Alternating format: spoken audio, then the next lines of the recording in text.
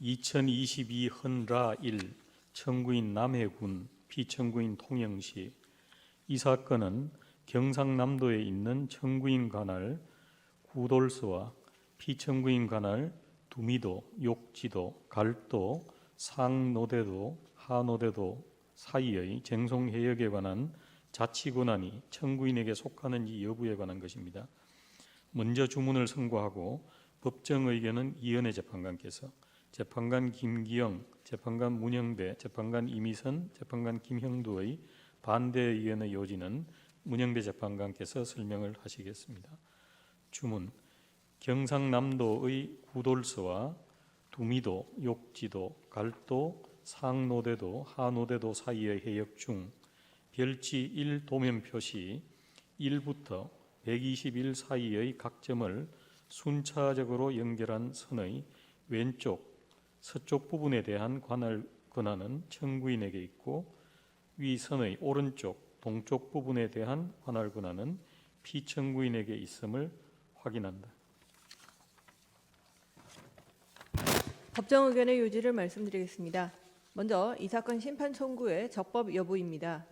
이 사건 경위와 양 당사자의 주장에 비춰보면 욕지풍력 주식회사가 기존 발전사 허가 및 계획에 따라 추가적인 공유수면 점용 사용 허가를 신청할 경우 피청구인은 쟁송해역에 대한 관할 권한을 주장하며 기존 처분과 유사한 장래 처분을 행사할 가능성이 높아 권한 침해 가능성이 인정됩니다.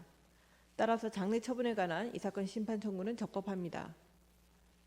다음으로 불문법상 해상 경계입니다. 세후 조망 어업구역에 설정된 구돌서 북, 남, 서쪽 쟁송해역의 경우에는 청구인이 구획어업 허가를 통해 행정권한을 행사하였고, 청구인 소속 어민들도 그 허가를 통해 독점적, 배타적으로 세후 조망어업을 영위한 사실이 확인되며 이에 대해 피청구인과 그 소속 어민들이 이의를 제기한 사정은 발견되지 않습니다.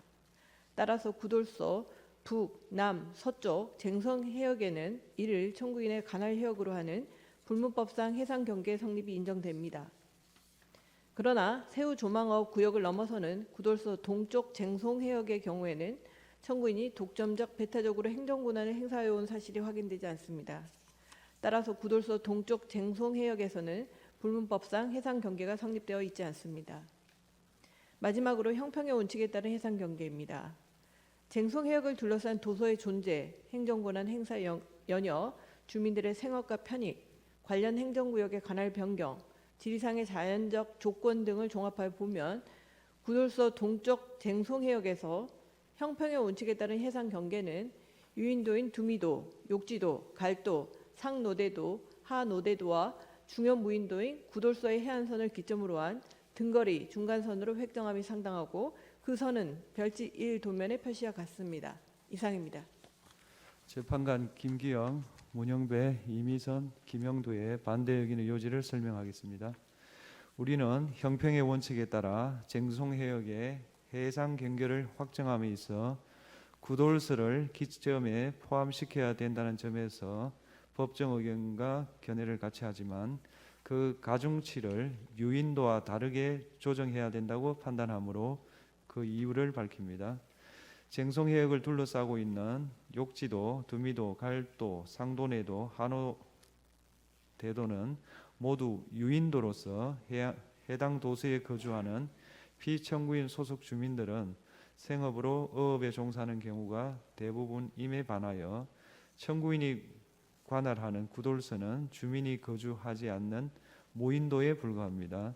특히 구돌서 인근 98-7 해구 조업해역의 어업활동 자료에 의하면 피청구인 소속 어민들의 어업활동이 활발하였던 것으로 확인되는데, 이는 쟁송해역이 피청구인 관할 유인도들로 둘러싸여 있음에 반하여 구돌서는 청구인이 관할하는 본섬과 유인도로부터 멀리 떨어져 남해 해상에 홀로 위치하는 무인도라는 지리상의 자연적 조건과 무관하지 않습니다.